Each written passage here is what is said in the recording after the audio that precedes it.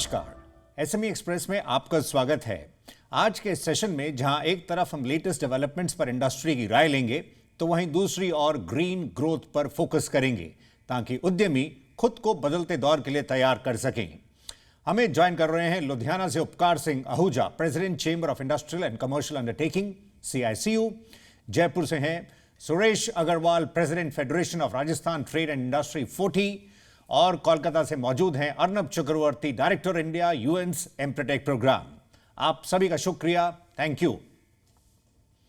शुरुआत करते हैं उपकार जी के साथ।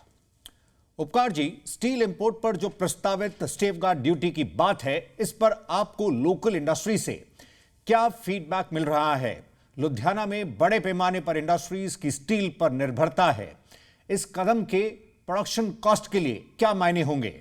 ये जो स्टील पे ड्यूटी लग रही है, इस पे इंडस्ट्री बड़ी परेशान है और वो इंडस्ट्री ये चाहती है, पूरे देश की इंडस्ट्री लुधियाना की, क्योंकि हम ज्यादा स्टील कंज्यूमिंग इंडस्ट्री है। जितनी भी यहाँ पे हमारी 90,000 प्लस सिर्फ लुधियाना में MSME है और उसमें 60-70% है जो स्टील कंज्यूमिंग है। सो उनके लिए क्या था कि अभी जो थोड़ा फेवरेबल था scenario because of the reasonable steel price. अगर स्टील पे ड्यूटी लग जाती है तो प्राइसेस एकदम शूट करेंगे और इससे इंडस्ट्री को देखो बड़े तरीके से लॉस होगा।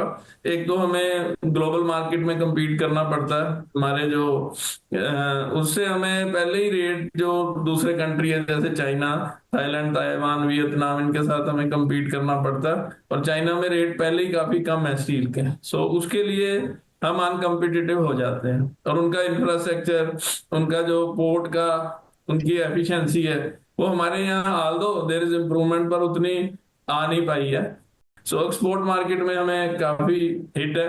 अगर रेट बढ़ेगा तो हम और अनवायबल हो जाएंगे। इसके अलावा जो डोमेस्टिक मार्केट है, जैसे हम यहाँ पे साइकिल बनता है काफी, तो साइकिल वालों का ये था कि साइकिल 150 रुपए महंगा हो जाएगा, तो इससे इन्फ्लेशन बढ़ेगा।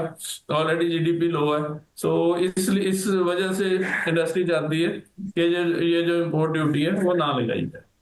सुरेश जी, मैन्युफैक्चरिंग की प्रक्रिया में स्टील एक अहम कड़ी है। सेफगार्ड ड्यूटी का इंडस्ट्रीज की कॉम्पिटिटिवनेस पर कैसा असर पड़ सकता है? आपका क्या असेसमेंट है? स्टील का प्राइस कॉम्पिटिटिव होना आम आदमी के लिए, खाली इंडस्ट्री के लिए नहीं, आम आदमी के लिए भी जरूरी है, क्योंकि उसको रिजनेबल प्राइस से प्रोडक्ट मिलता है। अगर ये सेफगार्ड ड्यूटी लगाने का जो सरकार का उद्देश्य है, उसका उद्देश्य ये कि हम अपनी लोकल इंडस्ट्री को कैसे सेव कर सकते हैं कि बाहर का प्रोडक्ट आके यहाँ ना बिके। सरकार की अपनी सोच सही है, बट उसके साथ साथ सरकार को ये सोचना पड़ेगा कि सरकार उतना रॉ मटेरियल अवेलेबल करा सकती है इंडिया में। अभी उतना रॉ मटेरियल हमारे पास नहीं है। अगर रॉ मटेरियल हमारे पास नहीं है तो रॉ मटेरियल कैसे आ सकता है? उसके लिए सरकार को उसके प्रावधान करने चाहिए। आज बहुत बड़ा स्क्रैप हमारे पास है गाड़ियों को लेके। पेट्रोल गाड़ियों पे 15 साल और डीजल की गाड़ियां 10 साल में स्क्रैप की जाएगी। तो मैं ये समझता हूं कि अगले 15-20 सालों में हमारे पास जो स्टील की डिमांड है, हमें बाहर से मंगाना नहीं पड़ेगा। अगर बाहर से नहीं मंगाएंगे और हम अपना स्टील यूज कर पाएंगे तो हमें जरूरत ही नहीं है और इससे रेट नहीं बढ़ेगा। इंटरनेशनल मार्केट में आज भी हमारा बड़ा कंपटीशन है चाइना से, और उस कंपटीशन को अगर हम पूरा नहीं कर पाएंगे तो हमारे प्रोडक्ट की सेल बहुत कम हो जाएगी। पर अगर ये रेट और बढ़ा तो उसके बाद हमारे कंपटीशन को और प्रॉब्लम आएगी। उपकार जी, आप ग्राउंड पर मौजूदा मैन्युफैक्चरिंग एक्टिविटीज पर क्या बताना चाहेंगे? दरअसल सेकेंड क्वार्टर में GDP 5.4% रही है और माना जा रहा है कि आगे चलकर मोमेंटम पिकअप होगा, लेकिन स्टील पर ड्यूटी के इंपैक्ट को आप कैसे रीड कर रहे हैं? देखिए, ओवरऑल जो इकोनॉमी है डाउन है। ऑटोमोबाइल की सेल भी दिवाली पे जो पिकअप होनी चाहिए थी वो हो नहीं पाई उतनी, और स्टॉक्स काफी ज्यादा है। अगर आप देखेंगे 2022 में भी जब स्टील के रेट इंटरनेशनल मार्केट में 65 रफली मैं कहता हूँ था, और यहाँ पे स्टील मैन्युफैक्चरर ने इसका रेट 85 कर दिया था। सो जब तो इंटरनेशनल मार्केट महंगी होती है, जो स्टील प्रोड्यूसर है उसका बेनिफिट उठाते हैं। बाहर माल सस्ता है, इंडिया में महंगा हो गया, तो अब एक्सपोर्ट ड्यूटी के लिए, इंपोर्ट ड्यूटी के लिए पिच कर रहे हैं। अर्नब, आपके पास हम कुछ ही देर में आ रहे हैं, पर उससे पहले सुरेश जी से एक और नजरिया लेना चाहेंगे। सुरेश जी, रिजर्व बैंक ने कैश रिजर्व रेशियो यानी सीआरआर में कटौती की है। माना जा रहा है कि इससे लिक्विडिटी में सुधार होगा। क्या आपको लगता है कि इंडस्ट्री को क्रेडिट मिलने से मैन्युफैक्चरिंग गतिविधियों को भी सपोर्ट मिलेगा? डेफिनेटली इससे सपोर्ट मिलेगा, क्योंकि इसकी वजह से लिक्विडिटी बैंकों में बढ़ेगी। लिक्विडिटी बैंकों में बढ़ेगी तो वो कहीं ना कहीं इंडस्ट्री के पास ही आएगी। इंडस्ट्री को अभी ज्यादा जरूरत है कि पिछले कुछ टाइम पहले सरकार ने पिछले साल लगाया था 45 भी, तो उससे क्या हुआ कि पेमेंट जो हमारे को 45 दिन में देनी पड़ रही है, कंपलसरी हो गई है करीब करीब एमएसएमई के लिए। तो उसकी वजह से बहुत सारी ट्रेड और इंडस्ट्रियों को इसमें प्रॉब्लम आई है। इंडस्ट्री को क्या प्रॉब्लम आई है कि इंडस्ट्री की रिक्वायरमेंट ज्यादा थी, एक्सपोर्ट गारमेंट, आप गारमेंट एक्सपोर्ट देखो तो गारमेंट एक्सपोर्ट वालों को सबसे बड़ी प्रॉब्लम आई है। तो अगर उनके पास लिक्विडिटी ज्यादा आ जाएगी तो वो अपना एक्सपोर्ट वापस बढ़ा पाएंगे, क्योंकि उनके पास ऑलरेडी पहले से ही कुछ फंड की कमी थी। तो जिन जिन के पास फंड की कमी है या फंड की जरूरत है, तो इससे लिक्विडिटी बढ़ेगी और बैंकों में थोड़ा कंपटीशन बढ़ेगा, तो लोगों के पास पैसा भी आएगा। मौजूदा डेवलपमेंट्स पर इंडस्ट्री के नजरिया जानने के बाद अब कारोबार के एक और अहम आयाम की ओर रुख करते हैं। अर्नब, बदलते दौर में सस्टेनेबिलिटी पर काफी जोर है। ऐसे में जहां तक इको फ्रेंडली प्रैक्टिसेस की बात है, क्या इंडियन एमएसएमईज इसकी अहमियत को समझ पा रहे हैं? आपका आंकलन क्या बताता है? Indian SMEs, in my view, are gradually recognizing the value of adopting eco-friendly practices and are moving into sustainable practices with respect to adopting a triple bottom line that we refer to in usual parlance, which is people, planet, and profit, and are not just commercially motivated. So we see this in forward-looking entrepreneurs, but the level of awareness and implementation of such practices varies widely and across sectors and also across regions. So in my view, there are industries where the value chains are fairly well structured and well organized, like IT, textiles, pharmaceuticals, packaging, for example. And when you look at these industries, you will see that there is a lot easier offtake of eco-friendly measures due to regulatory and market pressures. But there are also lagging sectors, small-scale units in traditional industries, for example, handicrafts, agro-processing, unorganized or semi-organized manufacturing. And these are industries that often struggle with adoption due to resource limitations. Now, having said that, there is a good amount of policy push from government. There are initiatives like energy efficiency financing platforms, EEPF. There's the Perform, Achieve, and Trade PAT scheme. There's a zero effect, zero defect scheme of the National Productivity being implemented by the National Productivity Council, for example. And these certifications have generally increased awareness. MSMEs serving international clients are now often compelled to adopt eco-friendly practices to meet global environmental standards. Arnab, ऐसा देखा जाता है कि MSMEs का focus survival पर रहता है। वो डे टू डे ऑपरेशंस की चुनौतियों से निपटने में लगे होते हैं और एनवायरमेंटल परफॉर्मेंस पर काम करना उन्हें अतिरिक्त कॉस्ट लगता है। तो फिर ऐसे में ग्रीन प्रैक्टिसेस को अडॉप्ट करने के अगर रियल बेनिफिट्स एमएसएमईज को बताए जाएं और समझाए जाएं तो वो इस तरफ बढ़ भी सकते हैं। आपकी राय? The first thing to do would be to understand whether I'm going to make an investment in a green system, in a sustainable system or not. And what are my risks of not making such an investment? What are my opportunities? What are the markets that open up? And what are the opportunities that I get if I do make that investment? So it really is a question of behaviors. And larger companies, transnational corporations often promote the idea that if you're getting involved in if you have a short-term view with respect to making investments in capacity building, that's all fine. That's very, very good, because you have your eye on the prize, you have your eye on a short-term contract that you must deliver with exacting quality and efficiency parameters. But it is also important for us as SMEs to have a long-term view. उपकार जी, green energy ecosystem की तरफ कदम बढ़ाने की बात है या फिर carbon footprints को कम करने की बात? इसके लिए कन्वेंशनल एमएसएमईज को कैसे सपोर्ट की जरूरत है? We have close to 90% industry that is micro sector. And in those sector, I think if you go to the ground, in those sector, उनके पास तो अभी जो उनके मैन्युफैक्चरिंग सिस्टम है वही बड़े वीक हैं। उनके पास कोई टेक्नोलॉजी नहीं है, न्यू प्रोडक्ट डेवलपमेंट का कोई उनके पास इकोसिस्टम नहीं है। और इवन जो हम लीन की बात करते हैं और लीन मैन्युफैक्चरिंग के या जो उनके प्रोसेस हैं वो बड़े क्रूड मेथड से किए गए हैं। अब पूरे हिंदुस्तान में कोई भी पॉकेट में जाके down the level Faridabad, Rohtak, Punjab में लुधियाना है, जलंधर है, तो इनको पहले हमें सेट करने की लोड़ है। सबसे पहले तो हमें उनको एक लेवल पे लाना पड़ेगा जहां पे एक लेवल प्लेइंग फील्ड हो। जो सस्टेनेबिलिटी है बड़ा इंपॉर्टेंट इशू है। इसके लिए एनर्जी एफिशिएंसी की बात की जाती है क्योंकि बहुत से कंट्री अभी ट्रेड बैरियर्स लगाएंगे सस्टेनेबिलिटी के नाम पे और इंडस्ट्री की जो एक्सपोर्ट है उस पर ड्यूटीज लगेंगी। जहां सस्टेनेबिलिटी के लिए हमारे पास कोई चॉइस नहीं, इस पे हमें काम करना पड़ेगा कि जो माइक्रो सेक्टर है वो खत्म ना हो जाए और उनकी जो मैन्युफैक्चरिंग कैपेसिटी वो कैसे बेटर होगी, उनके लिए हम टेक्नोलॉजी की क्या व्यवस्था करेंगे। और अक्रॉस द कंट्री बहुत से हमने R&D सेंटर बनाए हैं, एमएसएमई की सपोर्ट से हैं, कुछ नेटो की सपोर्ट से हैं, मगर वो ऑलमोस्ट डेड पड़े हैं। उनको स्ट्रेंथन किया जाए और एमएसएमई को उसके साथ लिंक किया जाए। MSME can do wonders. जो हमारा सपना है 5 ट्रिलियन इकोनॉमी, 10 ट्रिलियन इकोनॉमी का, वो एमएसएमई के थ्रू बड़ी जल्दी फुलफिल हो सकता है। यानी ग्रीन पर कदम बढ़ाने होंगे उद्यमियों को और इसके लिए उन्हें पूरा सपोर्ट करना होगा। सुरेश जी, जहां तक इंडिया के नेट जीरो के सफर की बात है, एमएसएमईज की भूमिका खास रहने वाली है। ग्रीन टेक्नोलॉजीज को फास्ट ट्रैक करने के लिए आप क्या कोई सुझाव होगा, क्या बताना चाहेंगे आप?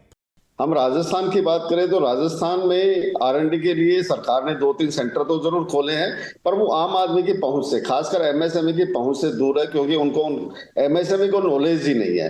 तो सबसे पहले तो जरूरी है कि टेक्नोलॉजी वाइज हर आदमी थोड़ा स्ट्रांग हो। टेक्नोलॉजी के बाद है फिर उसके बाद ट्रेनिंग सेंटर खोले जाए।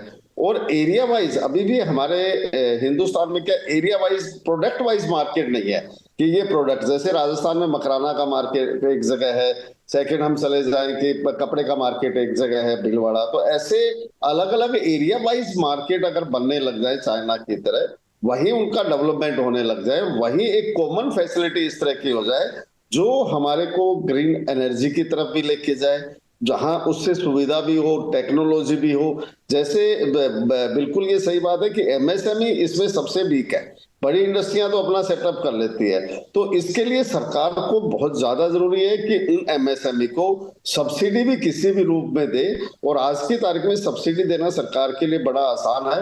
कौन कितनी जीएसटी पे कर रहा है, उस जीएसटी के हिसाब से भी उसको अगर परसेंटेज ऑफ पेमेंट अगर किया जाए तो वो कहीं ना कहीं, और वो टेक्नोलॉजी पे किया जाए कि कैसे हम अपने यहाँ पे ग्रीन एनर्जी को ज्यादा से ज्यादा यूज करके प्रोडक्ट करके और हम अपनी एनवायरनमेंट को बचा सकते हैं और प्रोडक्शन को भी बेटर करके आगे इंटरनेशनल मार्केट के लिए ले जा सकते हैं। एसएमई एक्सप्रेस में वक्त ब्रेक का है। ब्रेक के बाद बात एमएसएमईज कैसे बने रहें रेलेवेंट और नजरिया एमएसई गिफ्ट स्कीम पर। हम जल्द लौटते हैं।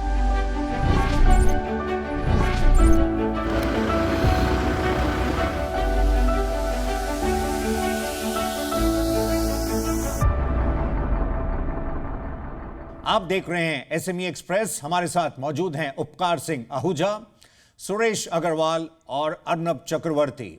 आइए लीन ग्रीन पर बातचीत को आगे बढ़ाते हैं। उपकार जी, एमएसई गिफ्ट स्कीम को आप ग्रीन टेक्नोलॉजीज के अडॉप्शन के लिए कैसे देखते हैं? इससे उद्यमी इंस्टीट्यूशनल फाइनेंस को कंसेशनल रेट पर ले सकते हैं, आपकी क्या राय है?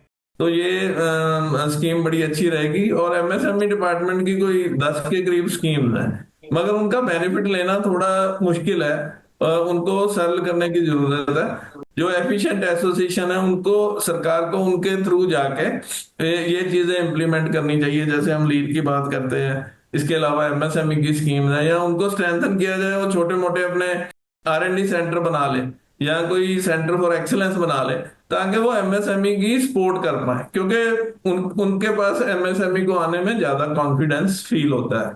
तो हम CICU में एक सेंटर फॉर एक्सीलेंस बना रहे हैं, उसमें रिवर्स इंजीनियरिंग एंड इलेक्ट्रॉनिक्स, क्योंकि हमने देखा है कि जो चाइना से अगर आज वो चाइना वाले एग्जीबिशन से एक सैंपल ले जाते हैं, तो वो 15 दिन में डेवलप करके कस्टमर को सबमिट कर देते हैं। मगर यहाँ हमारे यहाँ पे कोई इतना ज्यादा इकोसिस्टम नहीं है, और ये जो वो देखता ही रह जाता है कि मैं ये प्रोडक्ट कैसे बनाऊं। और हम ये कोशिश कर रहे हैं कि MSME की डोर स्टेप्स पे जाके एसोसिएशन की तरफ से उसको सर्विस दें।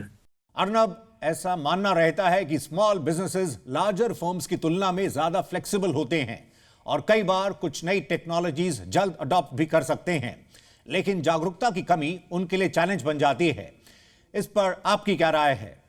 When you look at evidence, over the last 15 years that I've worked with MSMEs in India, forward-looking MSMEs, I don't see this relationship at all. In fact, larger firms are perhaps sometimes more organized in rolling out practices, and they have perhaps a lot more persistence in staying with a technological, let's say, a rollout plan or a process. Sometimes smaller firms do not have that ability to persist or maybe to make financial commitments that are required. Upkaji mentioned that centers of excellence, such as the one set up by UNIDO in the cycle cluster in Ludhiana, etc., are not really working well. MSMEs darte hain wahan jaane mein, etc. I do also understand Sureshji's point with respect to common facility centers. So my suggestion here would be, if there is a mindset that we can develop with respect to some forward-looking entrepreneurs, jo ek saath aake, if they can set up some kind of a CFC, a common facility center, in a public-private partnership mode, then there are schemes of the Ministry of MSME of the Government of India that can even take care of 80 or 90% of the capital costs required for common facilities that can be set up on a for-profit basis. Right? So we are actually trying such experiments in certain clusters. One example is in the Foundry cluster in Howrah, for example, in Bengal, where we're setting up a sand reclamation system for the foundry industry. And we're doing this in a way that this is also run by entrepreneurs. So SMEs who are part of that cluster, who are part of that system, are also stakeholders to a common facility program. आइए अब final comments की तरफ बढ़ते हैं। उपकार जी, तेजी से बदलते कारोबार के डायनेमिक्स के बीच MSMEs कैसे रेलेवेंट बने रहें? क्या रणनीति उन्हें अपनानी चाहिए? जो आपके 20% रिसोर्सेज है, उनको आप R&D के लिए, न्यू प्रोडक्ट डेवलपमेंट के लिए, सस्टेनेबिलिटी के लिए, या जो मॉडर्न प्रैक्टिसेस है इसके लिए आप अडॉप्ट करो, ताकि आपका एक तो बाई चांस इधर ये सक्सेसफुल नहीं होता तो आपका मिनिमम जो बिजनेस है, क्योंकि इंडस्ट्री वाले को, MSME को ये बड़ी दिक्कत रहती है कि मेरा अगर बिजनेस बंद हो गया तो मेरा पूरा सिस्टम खत्म हो जाएगा। कि इंडिया में हमारी चीजें हमारे बिजनेस के साथ जुड़ी है, ठीक है। तो एक तो ये हम उनको एडवाइस करते हैं। बाकी यहाँ पे हमारे यंग बिजनेस लीडर फोरम है एक सीसू में, जो यंगस्टर्स हैं आजकल वो आ रहे हैं, वो बड़े पढ़े लिखे हैं, हर किसी के पास डिग्री है, and they are forward looking and they adopt modern practices. So वो हमारे एक किस्म के ब्रांड एम्बेसडर हैं इंडस्ट्री में, उनके थ्रू हम इंप्रूवमेंट्स यहाँ पे करवाते हैं। सुरेश जी, आप उन MSMEs को राय देना चाहेंगे जो एक्सपोर्ट स्पेस में हैं, क्योंकि ग्रीन का दायरा बढ़ रहा है और कई रीजन्स इस मोर्चे पर काफी सख्ती भी कर रहे हैं। कुछ यूरोपियन कंट्रीज ने और इन्होंने बैन भी करना चालू कर दिया है। तो आज नहीं तो अगले 4-5 साल में अगर हमने ग्रीन एनर्जी को इसको यूज नहीं किया तो उनके लिए एक्सपोर्ट के लिए और बड़ी प्रॉब्लम आएगी। तो मेरा ये कहना है कि जो खासकर जो एक्सपोर्ट यूनिट ओरिएंटेड यूनिट है, उनको अभी से इसकी तैयारी चालू करके और इस तरफ कदम बढ़ाना चाहिए। अर्नब, लास्ट वर्ड आपसे लेना चाहेंगे। आप बिहेवियर्स पर काफी काम करते हैं, तो फिर न्यू एज स्किल्स और बिहेवियर के बीच कैसे तालमेल बिठाया जाए? To my mind, skills and behaviors are equally important, not just skills. So while industry is focusing on skills, we also need to look at the primer before the paint. If skills are the paint, then we need a good primer that attaches the paint to the surface.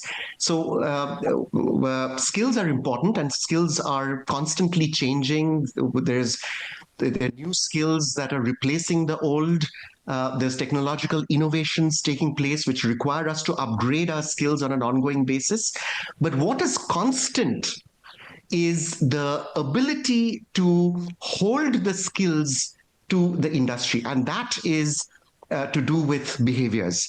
So we are talking about behaviors such as goal setting, behaviors such as information seeking, systematic planning, monitoring, demonstrating resilience, demonstrating opportunity seeking behaviors, for example, understanding the difference between calculated risk taking and uncertainties, for example. Now, these are very, very important aspects to demonstrate not just by founders of small businesses, but also by management of businesses. SME express में फिलहाल इतना ही। Micro small medium enterprises को हमारी ओर से शुभकामनाएं। हमें join करने के लिए लुधियाना से उपकार सिंह आहूजा, जयपुर से सुरेश अग्रवाल और कोलकाता से अर्नब चक्रवर्ती, आप सभी का शुक्रिया, थैंक यू। अगले सेशन में मुलाकात होगी नई थीम के साथ। फिलहाल नमस्कार।